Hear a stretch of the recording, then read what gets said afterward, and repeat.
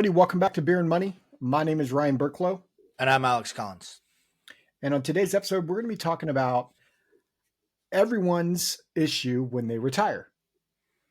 And that is turning on a consistent income stream from a variable asset. Yeah, this is one of the most challenging things to do in finance. And we would suggest that there's ways that we can go ahead and not rely fully upon that. It's one of the least reliable and least functional ways of going ahead and doing it. It doesn't mean that we should completely avoid having variable assets in retirement. In fact, the opposite is true. We still need variable assets. They're just not great at producing income, and we need to go ahead and have some of that conversation. So we recognize most of our listeners are not at the verge of retirement. The reason we're talking into this is you are still making choices today that will eventually either help you or possibly hurt you when you get to retirement. And so wouldn't it be better to be making the most efficient choice today to set yourself up for the most flexibility later on? 100%, Ryan. So yeah, there's a great Mike Tyson quote, which is everyone has a plan until they get punched in the face. Yeah. So let's dive into this now. So this conversation is stemming from you and I were talking about before we hopped on the episode today. We were talking about how marketing and really everyone's walking around with this concern or this knowledge gap that they've got. And really the knowledge gap is, hey, am I going to be okay, financially speaking? Right. And so, we want to try and give some easy ways to be able to help figure out, like, okay, what is your number? Like, what's the back of the napkin math to go ahead, like worst case scenario type math to go ahead and help solve that. And then also have a conversation around, like, okay, how can we improve that? And like, how important is that number? And there are it's important to, understand from a standpoint of giving you that peace of mind that you're looking for of, hey, I'm on track or I'm there or whatever the case may be. So there is value in determining that number. And to a certain extent, that number doesn't really matter much at all. And we'll go into why that's the case here in a few minutes. What's interesting, Alex, you and I recorded, it must have been 2 episodes back now, where we were talking about 5 wealth objectives that everyone wants, right? And the wealth objectives were create the highest possible cash flow, meaning income to ourselves, create the lowest possible tax rate, never run out of money, meet legacy objectives, whatever that is, and accomplish all of those while minimizing risk. And that the last bullet point, accomplish all of those while minimizing risk, yet most people, as we talk about them, they're wanting to know what their number is. And the only way to get to that number that they're even considering is a variable asset, like in their money inside of a stock market, like inside of the 401k that's invested in stocks and bonds. Right. Right. And they're not considering, as we mentioned on that episode, they're not considering, okay, if I get to that number, what income stream does that number kick off and how consistent and reliable is it?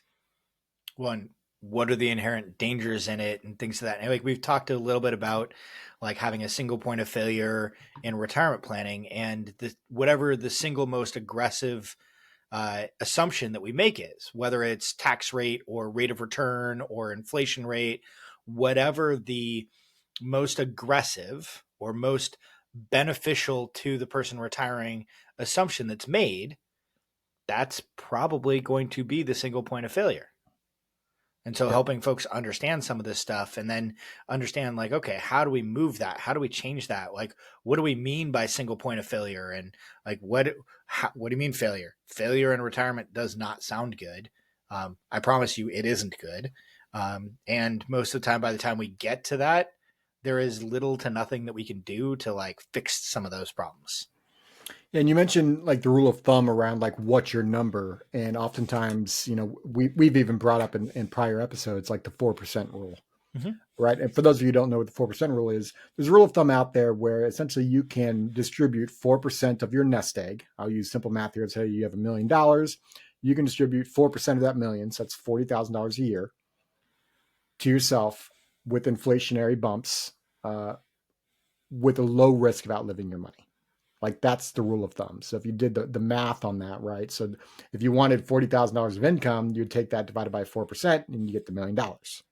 Or multiply by 25 is probably easier for most folks to do. That's fair too. So again, there's all these rules of thumb. And what's really interesting when we bring this up or they figure that out and they go, wait a minute, I need $1,000,000 for every 40,000 of income. Like that shocks many people. And we've gone on to different episodes where we can actually say, you don't necessarily need $1,000,000. That's based on all of your money in a variable asset.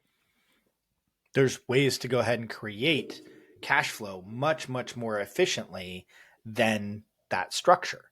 The reason why the $1,000,000 is required to create $40,000 worth of income is what happens if we run into 2001, 2002, 2008, 1929, like any of these bad stock market years, right? Even 2022.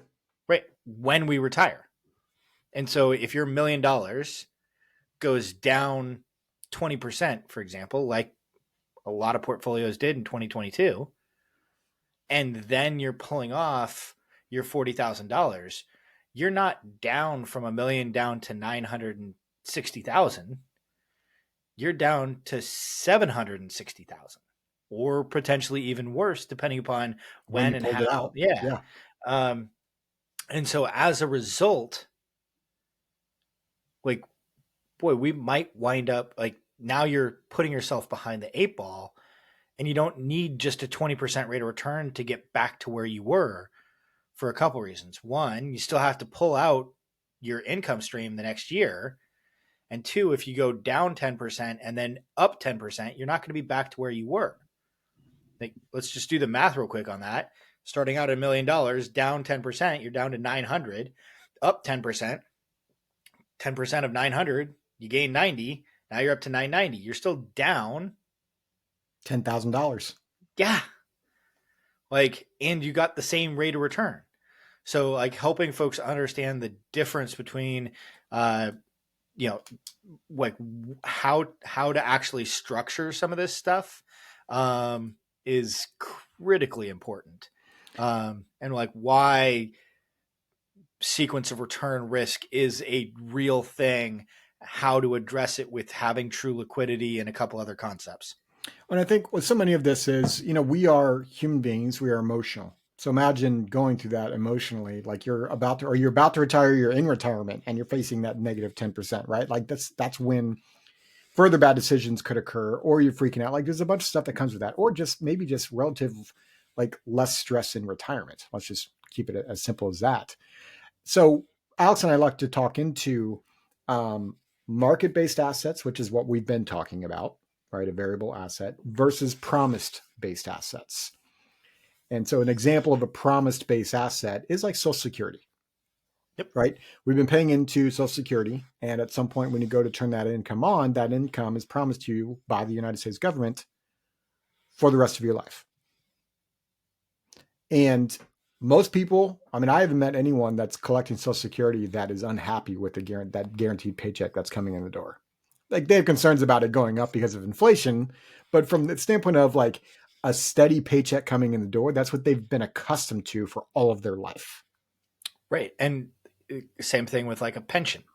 If you're lucky enough to receive a pension, that's like Social Security and pensions are the two assets in retirement that Americans agree on are two of the best assets to have. And the reason being is that it's a consistent income that they don't have to worry about, that just happens every month. Yep. Like clockwork. So those are two examples of a a promised-based asset.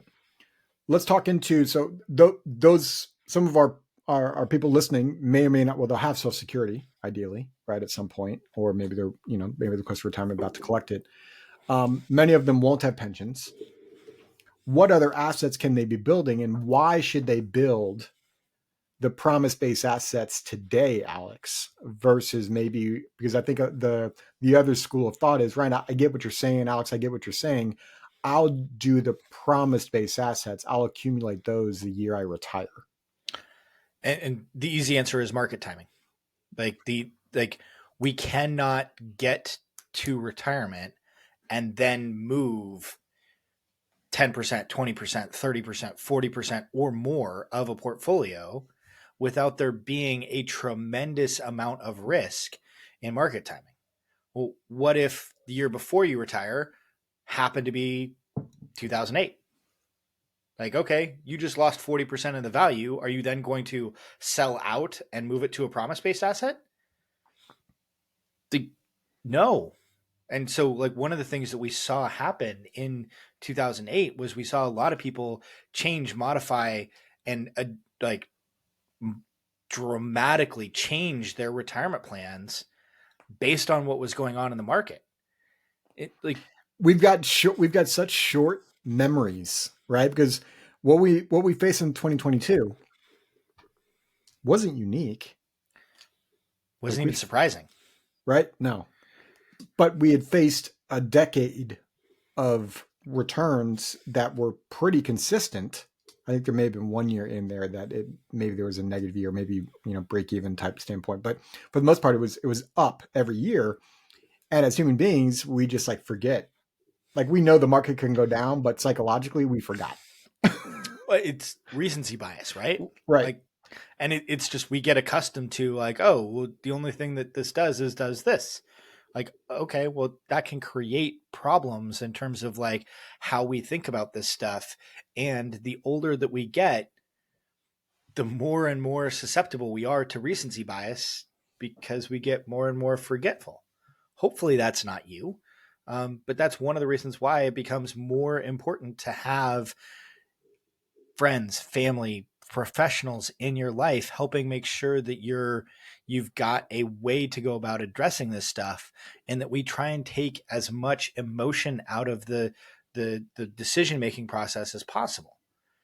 So a second ago, Ryan, you asked how do we address like having a variable product and like having that be a good portion, if not most of the solution. And some of the reason why we would want to have some promise based assets. Well, so thus far, the promise based assets we've talked about, Social Security and pension, are specifically income driven. Mm-hmm. But that's like there's other income driven assets, but there's also a good portion of assets out there where we're protecting principal, whether that is the traditional banking products like high yield savings accounts and CDs, more regular checking and savings, those types of products and structures. Which used Whether to be a structure that was often used back in the day because the interest rates was at that 6% type level or higher. or higher. And while they're higher right now in 2024, we haven't been accustomed to higher interest rates in these accounts for a decade or plus. And the So, entire financial world is talking about when rate cuts are going to happen, not if. right. So that traditional banking products that you mentioned used to be used quite often, but now they're not there, or they haven't been there to the same capacity that they once were. Correct. And so then we start talking about like, okay, what are savings type vehicles that don't go down during a bad market that we still have liquidity and access to that wind up providing a solid and consistent rate of return? And yes, high yield savings and CDs can be a good portion of some of that fix. Other structures that fill into that gap are things like fixed annuities that offer a set interest rate over a long time period. Usually we can get guarantees in the neighborhood of 3, maybe even 4%. Certain types of permanent life insurance fall into that category. Certain don't. So be careful, and you have to understand what you're buying and how it works. And most insurance products are insurance first, and we have to understand that. And some of them can come with some great guarantees when it comes to liquidity and access. And that's really what we're after is instead of pulling from the variable asset when the market's down 20%, as our example was, okay, well, let's look at the market and say, okay, well, if the market was down, instead of pulling out of that variable account, let's pull it out of something that has liquidity and something that wasn't down 10, 20, 30 or more percent during that year. Yeah, I think a lot of people, they understand what you just said there, right? Like when the market's down, pull from this other account where it's not down, right? It's not correlated with the stock market, and they like that. They like that, but they don't want it today because in their mind they still have 20 more years of work, and they want to establish that later on because their fear is missing out on rate of return on that money, right? Mm-hmm. Because, and this is what, especially permanent life insurance and even some of those annuities that you mentioned, their comparison is rate of return. And Mm-hmm. while they're comparing apples and oranges, right? They're comparing the stocks to permanent life insurance. That's a wrong comparison, but that's still what they're comparing, and what they're not taking into consideration. Life is life, right? Like as you're building these assets, how much flexibility do you really want? And you can't create that flexibility with any sort of sense of guarantee unless you've been building it over time. You can't Mm-hmm. just snap your fingers and like essentially what they're doing is like, I'll do that, but I'm going to hope that the market is where it needs to be when I want to do that. And so much of this is just understanding, okay, not what is my allocation for this account, Yep. but what is my allocation across all of the assets. And so by being more efficient with the savings type structures, so instead of getting what the banks have been offering us up until recently, which, as one of our banker clients used to say, 0 point nothing, we wind up being able to get 3%, 4%, 5%, sometimes guaranteed, depending upon what type of structure we're actually using. And so if the savings component winds up being more efficient by having it in this other structure, whatever that other structure looks like, well, now we can be different with the rest of the allocation.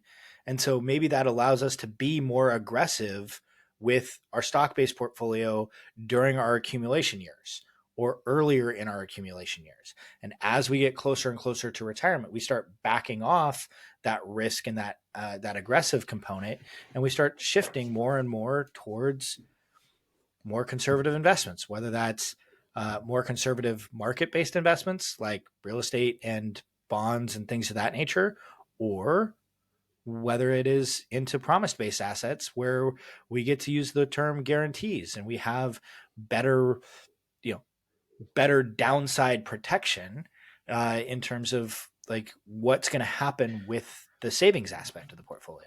I think it comes down to, Alex, what likelihood of success do you want? Mm-hmm. And if you're only relying upon a rate of return,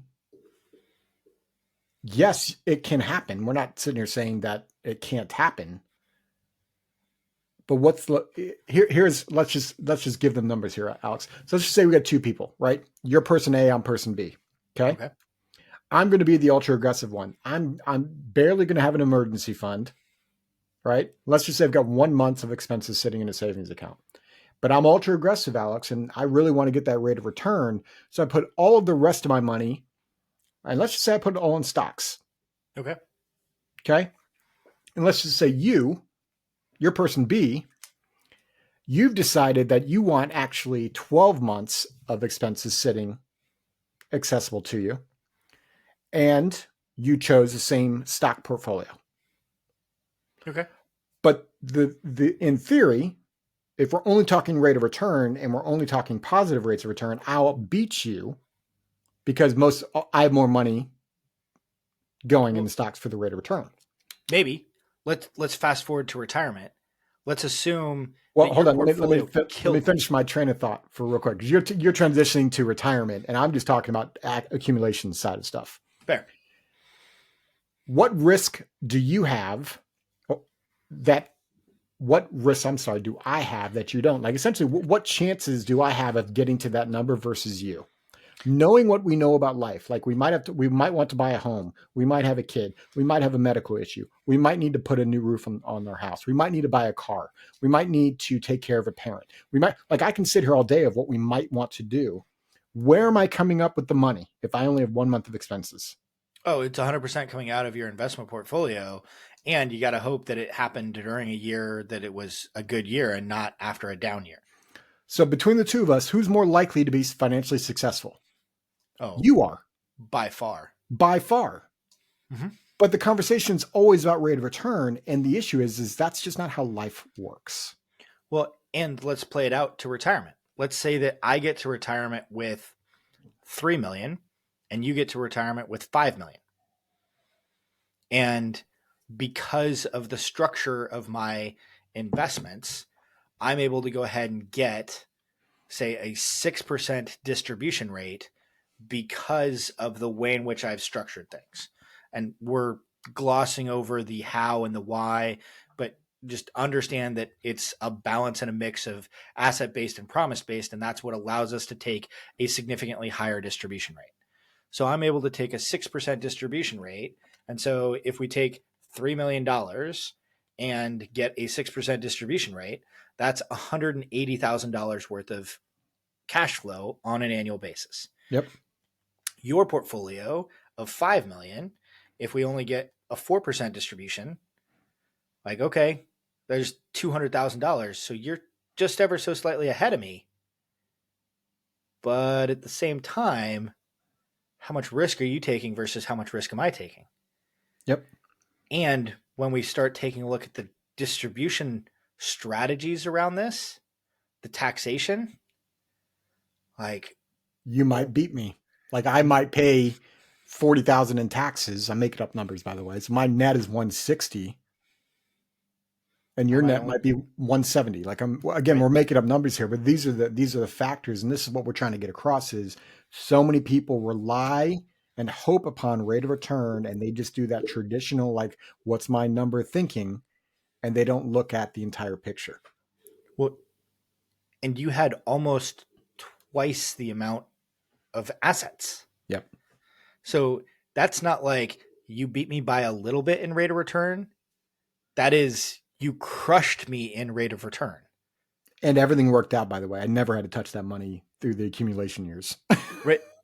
Like, again, And it comes back down to likelihood. And if we've never met a client that says, I'll take the less likelihood. Like, no one wants that. Everyone wants the security. right. And when we start talking about single point of failure, like person A is exactly what we're talking about. Like there is a massive single point of failure there, which we're assuming a phenomenal rate of return. And in my example, we got it. And yeah, there was a difference in what came out of it. But if I would have told you that there was like that Ryan had person A had $2 million more, about 2/3 more money than person B, and the difference in terms of cash flow was like 10%, you'd be shocked. Yep. And so and typically we don't see that big of a disparity in terms of rate of return. It's more like, oh, a $4 million portfolio versus a $5 million portfolio, or 4.5 as opposed to 5. Right. And so if you run the numbers at 4, like, okay, now person B winds up with $40,000 more cash flow. Oh, by the way, it's also more tax efficient, more safe, more secure, less likelihood of having an issue getting there, all of the other factors. So, look, the takeaway from today is understanding the true risks that many people are taking. And it's not that they're doing it. I don't even think they're doing it on purpose necessarily. This is just what we read. This is what they've been told because they're not taught to look at the entire picture and understanding. And this is the key factor we keep trying to beat into everyone's head is you have to put your money with the standpoint of thinking about how do I turn that asset into an income stream? Mm-hmm. Which takes us to the question of the day, Alex, which we didn't prepare for. Yeah. So our question today is, how well have you balanced your portfolio? And I'm not meaning 50-50 or like equal parts, but how well have you balanced your portfolio between market-based assets and promise-based assets? So head over to beerandmoney.net, and there's a contact us page at the top there. And if you have any questions, or if you want to answer that question, it's a great way to reach out to us. As well as if you got anything out of this, right? If this was new to you, my guess is people that you know, love, and care about also may not know about this. So share this episode with them. The whole reason we started this podcast is to help you think differently about your money so that you all can be financially successful, so that you can spend time with your family and not stress about money. We hope this episode is valuable for you. And as always, Mr. Collins, cheers. This podcast is for informational purposes only and is not to be construed as tax, legal, or investment advice. Although the information has been gathered from sources believed to be reliable, please note that individual situations can vary. Therefore, the information should be relied upon only when coordinated with individual professional advice. Guest speakers and their firms are not affiliated with or endorsed by Park Avenue Securities, Guardian, or Quantified Financial Partners, and opinions stated are their own. Guardian, its subsidiaries, agents, and employees do not provide tax, legal, or accounting advice. Consult your tax, legal, or accounting professional regarding your individual situation. All investments and investment strategies contain risk and may lose value.